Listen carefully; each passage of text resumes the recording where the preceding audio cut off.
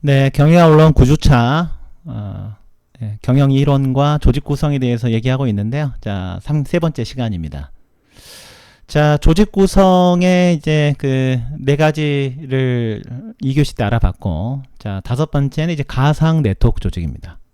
그래서 뭐 가상에서만 만나는 조직이다 이렇게 얘기들을 하는데, 뭐 직접적으로 만나기도 하죠. 가상에서만 만난다기보다는 각 부서는 이제 전 세계 곳곳에 흩어져 있고요. 필요에 따라서 가상 공간에서 업무를 협의하거나 때로는 이제 직접 만나서 해결하거나 그럴 수 있습니다.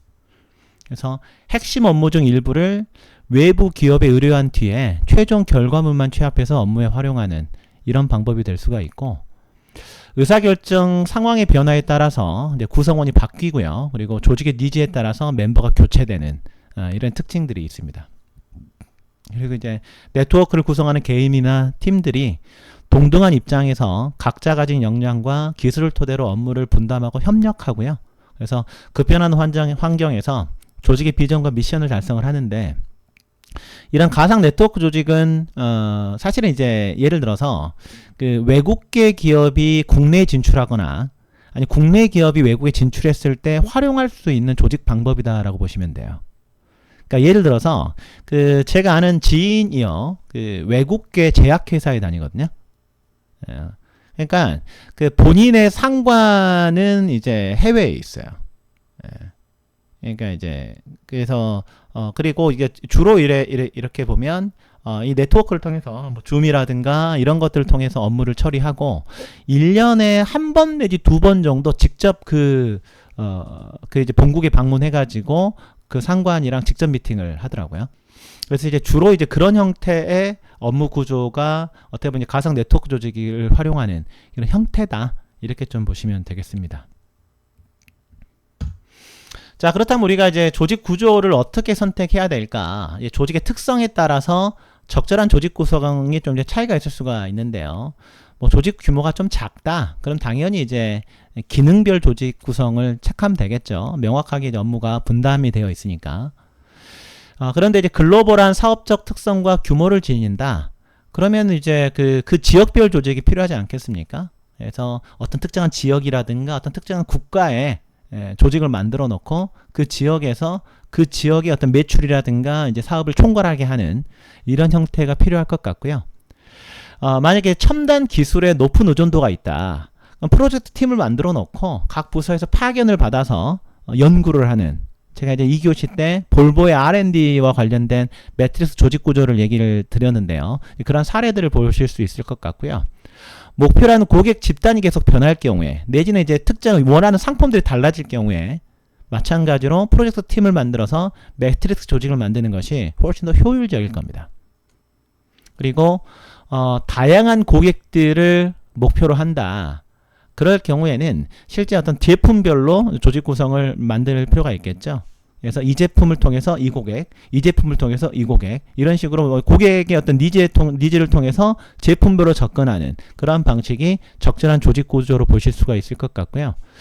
고객 집단이 좀 안정적이다, 그러면 이제 회사 자체도 약간 보수적으로 기능별 조직을 활용하면 좋을 것 같고, 자, 특화된 설비를 이용할 경우에는 그 특화된 설비를 이용해서 제작할 수 있는 상품이나 제품별로 조직을 만들어야 될 겁니다.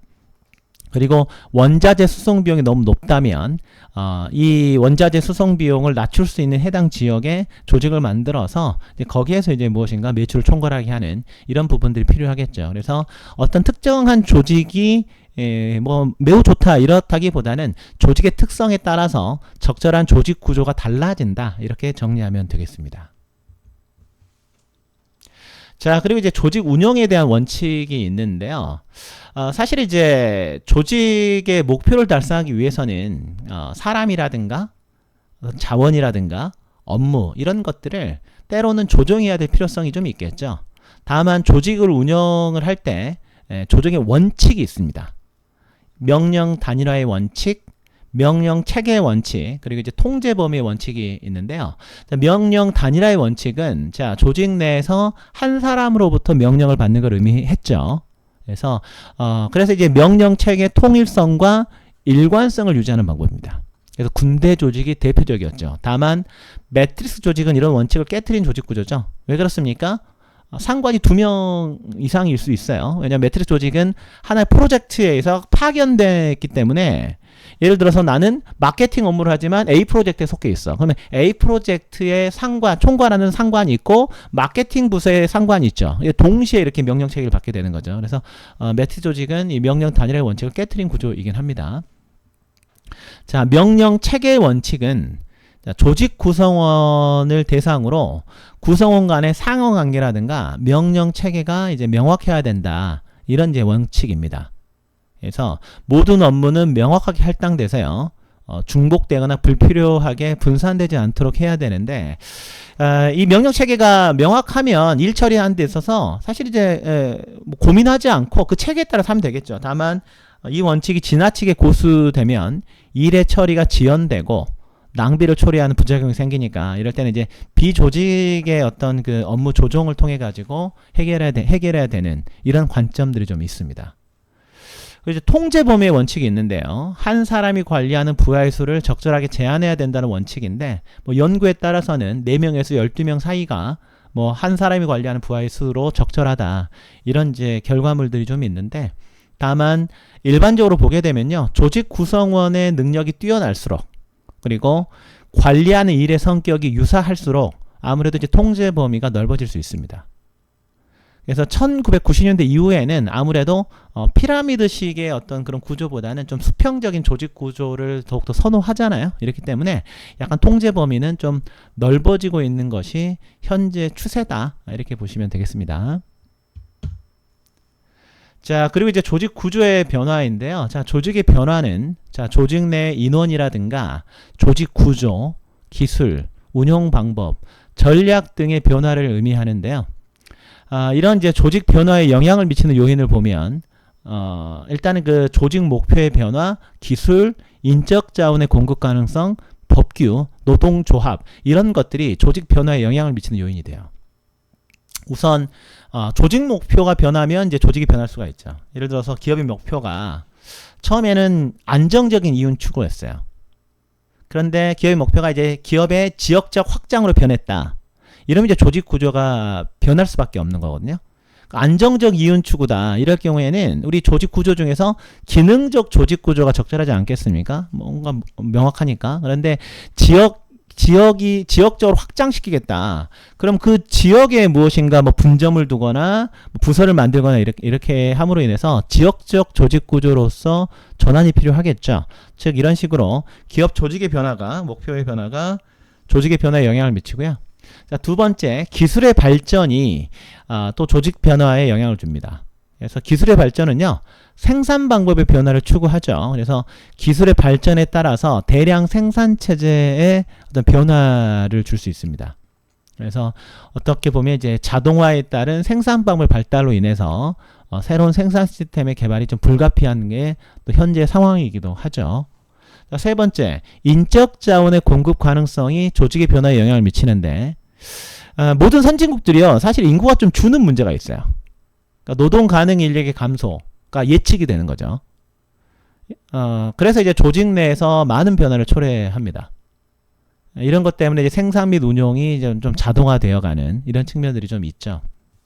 그러니까 사실 이제 제 자녀들만 하더라도 제 아이들이 첫째가 2005년생이고 둘째가 2010년생이고 막내가 2014년생인데요. 셋 다 동일한 해에 태어난 애들이 40만 명대예요. 요즘에는 20만 명도 20만 명대가 태어나잖아요. 작년에 근데 2022년도에 우리나라 사망자가 38만 명이었단 말이에요. 이렇게 이제 노동인구가 줄어들게 되면 아무래도 이제 조직 내에서 많은 것들이 좀 자동화되지 않으면 회사가 굴러가기 어려울 수 있죠. 반대로 이제 취업할 수 있는 기회들은 훨씬 더 많아질 수 있습니다. 그래서 이런 부분들이 조직 구조를 좀 변화시키는 그런 요인이 될 수가 있고, 자, 네 번째는 법규죠. 그래서 새로운 법규가 제정이 되거나 기존 법규가 개정되는 것이 조직의 변화를 유도할 수 있습니다. 그러니까 예를 들어서 최근 들어서는요, 뭐 탄소 배출이라든가 뭐 이런 것처럼 환경 규제가 강화되잖아요. 그래서 전담 부서가 신설이 돼요. 그러니까 제가 이제 최근 들어서 한국 중부발전이라는 데 워크숍에 계속 강의를 나갔는데 계속 뭐 수소에너지라든가 대체에너지라든가 이런 것들에 대해서 계속적으로 이제 워크숍을 하는 거예요. 관련된 부서가 만들어지고 인력이 충원되고 연구개발이 이루어지죠. 이런 것들이 이제 조직의 변화를 미치는 요인으로 볼 수가 있고, 노동조합이 만들어지게 되면 또 이제 변화가 되죠. 경영자층 입장에서 만약에 조직 내에 노동조합이 결성이 된다. 그러면 이제 어떤 그 강압적인 그런 노사관계는 불가능하지 않겠습니까? 그래서 새로운 노사관계의 변화를 모색하게 되는. 그래서 제가 이제 예를 들어서 예전에 제가 첫 직장이 제약회사였는데, 외국계 제약회사였는데요. 거기에 이제 들어갔었을 때요. 사실은 그 노동조합이 없었습니다. 근데 저는 이제 일찍 퇴사하고 금융권으로 간 케이스인데, 제가 퇴사한 이후에 좀 지나가지고요, 엄청나게 구조조정이 됐어요, 직원들이. 그 회사에서. 그러다 보니까 직원들이 이제 노동조합이 없을 때, 이제 자기가 이제 보호할 수 있는 테두리가 없다는 걸 알고, 그 이후에 이제 노동조합을 만들어서 이제, 지금은 이제 경영자층하고 이제 노사, 협약 같은 거 맺고 대화를 하거든요. 그래서 이 노동조합 이 어떤 식으로 결성이 되고 있냐 없냐에 따라서 진짜 조직의 변화에 상당히 영향을 줄 수가 있는 거죠. 예를 들어서 요즘에는요, 각 그룹에서 ESG 전담 부서를 신설하고 있습니다. ESG라고 하는 것은 E는 이제 환경, S는 사회, G는 이제 거버넌스, 지배 구조지 않습니까? 그래서 ESG와 관련된 다양한 인덱스도 또 개발이 되고요. 그래서 실제 예를 들어서 우리 금융그룹 같은 경우에 2022년도에 ESG 전담 부서를 신설을 하고 경영협의회를 설치를 하고요. 그래서 국내 기업 처음으로 글로벌 환경 협의체에 가입을 했는데, 이런 식의 이제 것들이 돼 있는 거죠. 예전에 나이키 같은 경우도 너무 신흥국들이라든가 이런 이제 국가들에서 너무나 그 어린 아동들에게 노동력을 착취했다라는 비난을 받고 엄청나게 매출이 떨어지고 주가가 떨어진 적이 있었어요. 그래서 이제 관련된 부서를 신설해가지고 계속적으로 그 규제에서 그런 일을 하지 않도록 커뮤니케이션도 강화하고요. 그래서 이제 위기를 극복했던 이런 측면들이 좀 있거든요. 이런 식으로 어떤 이제 기업의 어떤 다양한 어떤 니즈가 기업의 어떤 조직의 변화를 이끌 수가 있다. 이렇게 말씀을 드리겠습니다. 자, 그리고 조직 문화는요, 조직 내 규범뿐만 아니라 가치관, 믿음, 이런 것들처럼 조직 구성원들이 공유하는 무형적인 모든 것들을 포함하게 됩니다. 그러니까 각 기업들이 조직 문화를 상당히 강조하죠, 기업 문화를. 자, 삼성전자가 추구하는 문화가 있고, 현대차가 추구하는 문화가 있고요. 그리고 SK 하이닉스가 예를 들어 추구하는 문화가 다릅니다. 그래서 조직 구성원 전체가 당연한 것으로 받아들이고, 따르게 되는 어떤 특징을 가지게 되는데, 이런 조직 문화는요, 가치, 어떤 가정, 믿음, 사고방식, 이런 것들과 같은 내재적 요소로 구성이 되죠. 기업체에서 상당히 기업 문화 강조합니다.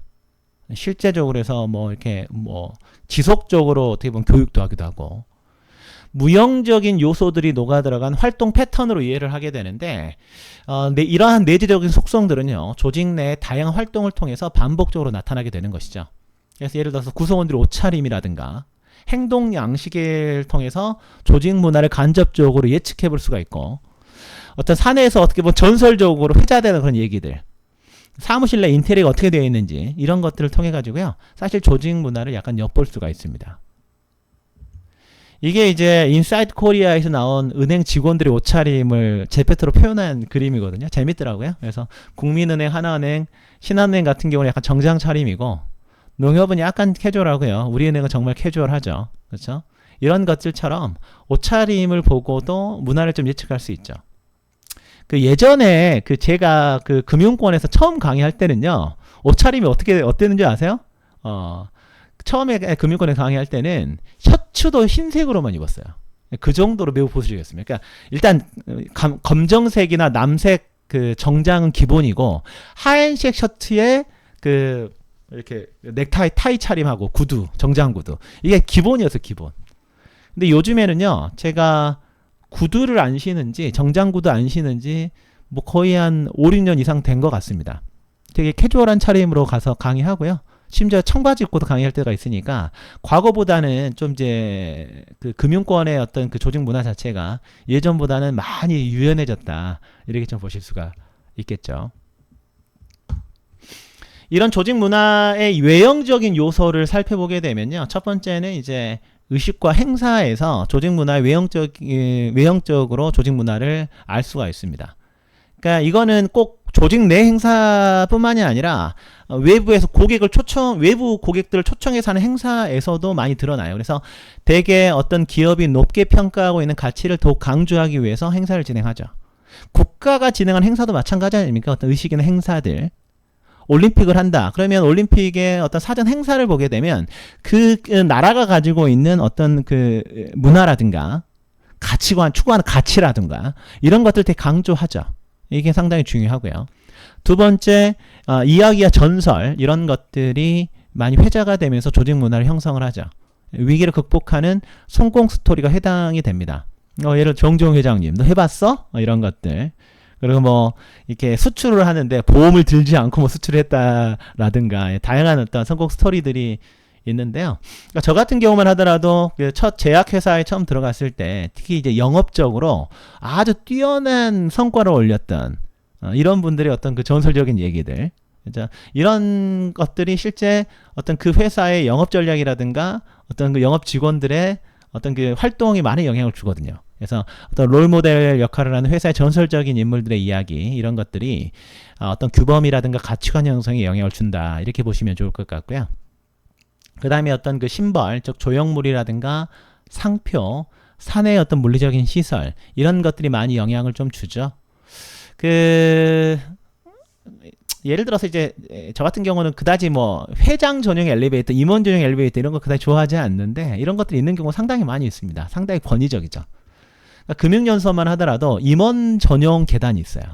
이런 식으로. 반대로 이제 노조 조합원들만 이용할 수 있는 식당이라든가 휴게실 뭐 이런 것들을 보게 되면 그 조직 문화를 이해할 수가 있죠.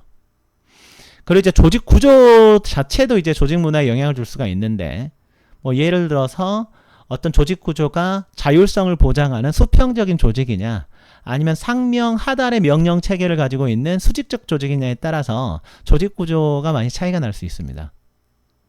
그리고 이제 권력 관계에도 조직 문화에 많이 영향을 주는데 특정한 회사들은요, 예를 들어서 재무회계 출신의 CEO들을 좀 선호한다라든가 아니면 특정 대학 출신이라든가 군 장교 출신을 채용하는 데 있어서 좀 메리트를 준다라든가 이런 것들이 좀 있죠.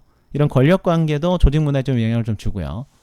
그 다음에 통제 시스템, 즉 급여 보상 제도라든가 의사결정이 이루어지는 방식, 품질 관리 제도 이런 것들이 조직 문화를 구성하는 어떤 외형적인 요소로 볼 수 있습니다.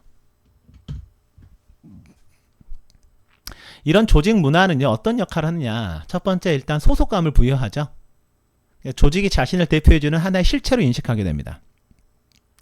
그리고 안정된 업무 수행하는 데 도움을 주는데요. 어떤 문제가 발생했다. 그럼 어떤 조직 문화가 행동 지침으로서의 역할을 하는 거예요. 그리고 이 조직 문화가 세팅이 되어 있으면 행동이 통제가 되죠. 조직 구성원의 행동 양식을 결정할 수 있습니다. 이렇기 때문에 조직 문화를 기업 경영에 필요한 무형자원의 하나로 좀 보는 거죠. 그래서 기업 고유의 문화는요, 어떤 구성원들의 에너지라든가 어떤 열정이라든가 이런 걸 촉발시켜가지고 나도 할 수 있다. 하나의 어떤 구심점에 결집시키는 경쟁력의 핵심으로 볼 수 있습니다. 그리고 이런 기업 문화는요, 새로운 가치를 창출하고 구성원의 어떤 강한 의욕의 원동력으로 작용하는, 그렇죠? 이런 이제 영향으로 보기 때문에 이 조직 문화를 기업 경영에 필요한 무형자원의 하나로 좀 보는 거죠. 그리고 이 조직 문화의 유형은요, 카메론과 퀸의 연구에 따른 그 경쟁가치 프레임워크에서 좀 이제 활용해 볼 수가 있는데요. 자, 이건 이제 조직 문화가 유연성이 있느냐 아니면 안정성과 통제를 좀 중시하느냐, 외부에 집중하냐 내부에 집중하느냐, 여기에 따라서 이 조직 문화가 이렇게 나뉩니다. 그래서 예를 들어서 그 내부 집중이면서 조직의 유연성을 추구하는 것은 이제 부족 조직 문화고요. 그리고 외부 집중이면서 조직의 유연성을 추구하는 것이 에도크라시 조직 문화고요. 자, 내부 집중이면서 안정성과 통제를 추구하는 것이 계층적 조직 문화고, 자, 외부 집중이면서 안정성과 통제를 추구하는 것이 바로 시장 지향형 조직 문화입니다. 자, 하나씩 살펴보게 되면요. 일단 부족 조직 문화는 약간 가족 관계가 확장되는 듯한 이제 그런 인식을 좀 주는 거죠. 그래서 구성원 간의 긴밀한 관계 구축에 초점을 둡니다. 그래서 멘토링과 코칭을 통해서 인재를 양성하고요. 팀 중심적으로 업무를 진행하고 헌신적으로 업무를 몰입하는 것을 좀 중시하는 이런 가치관을 가지고 있죠. 그래서 스타트업 기업이나 이제 중소기업에서 많이 찾아볼 수 있는 이제 조직 문화라고 볼 수 있습니다. 에도크라시 조직 문화는요. 이 에도크라시라는 게 뭐냐? 다양한 전문 기술을 가지고 있는 비교적 이질적인 전문가들이 프로젝트를 중심으로 그룹을 구성해서 문제를 해결하는 이런 임시 조직이에요. 그러니까 아무래도 외부 환경의 변화에 좀 신축적으로 좀 대응을 하고 고객의 요구를 충족시키고자 하는 어떤 혁신적인 조직 문화 유형으로 볼 수가 있겠죠. 아무래도 그래서 창의력과 위험 감수 여기에 대한 가치를 중요시하기 때문에 혁신 기업들에 좀 적합한 조직 문화라고 볼 수 있습니다. 예를 들어서 뭐 구글이라든가 트위터라든가 메타와 같은 기업들 이런 기업들의 좀 특화가 되어 있는 조직 문화라고 볼 수 있을 것 같습니다. 자, 계층적 조직 문화는요. 외부 환경이 극히 안정적인 기업에서 볼 수 있는데 내부 운영의 일관성과 좀 신뢰도에 좀 초점이 맞춰져 있는 이런 조직 문화라고 볼 수 있습니다. 그래서 뭐 창의성을 발현한다라기보다는 효율성을 제고하고 비용을 관리하고 문제를 해결하고 오류를 최소화하는 그래서 의사결정 과정이 매우 보수적인 이런 특징을 가지고 있다. 이렇게 보시면 좋을 것 같고요.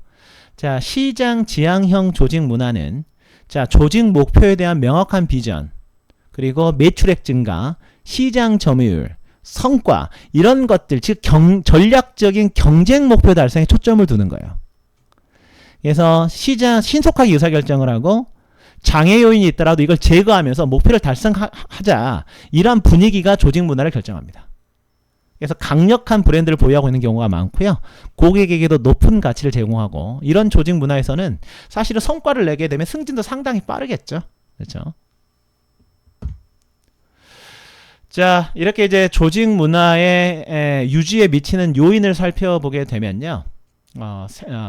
사실은 그 새로운 구성원의 수용 태도 이런 것들 그리고 그 조직에서의 사회화 즉 신입사원을 교육하고 정기적인 교류 활동을 통해서 사실은 이제 신입사원들도 빨리 이렇게 조직 문화를 인지를 해서 조직 문화를 좀 유지하는데 좀 도움을 받을 수가 있겠죠. 그리고 최고 경영자가 어떠한 역할을 하느냐에 따라서 조직 문화는 유지될 수 있을 겁니다.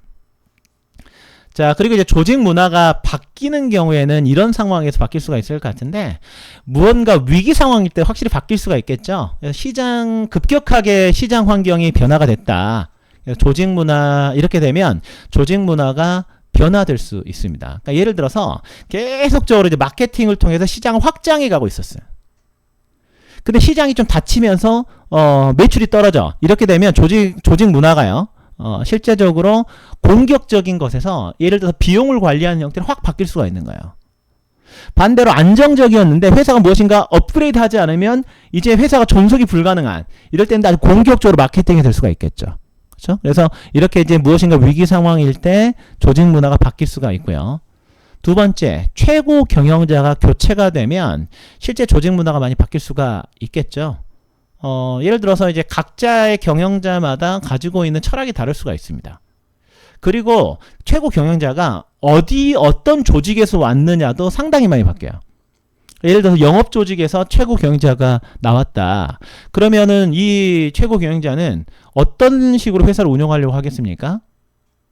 예, 좀 비용을 많이 쓰더라도 마케팅 계획을 좀 세우고, 그렇죠? 무엇인가 캠페인을 하면서 매출을 좀 급격하게 상승하는 형태로 실제 그 조직 문화를 형성할 수가 있는데 반대로 재무 회계 쪽에서 최고 경영자가 나왔다. 이러면 철저하게 비용 관리가 되는 거예요. 오히려 조직이 축소될 수 있습니다. 지점 폐쇄 이런 식으로.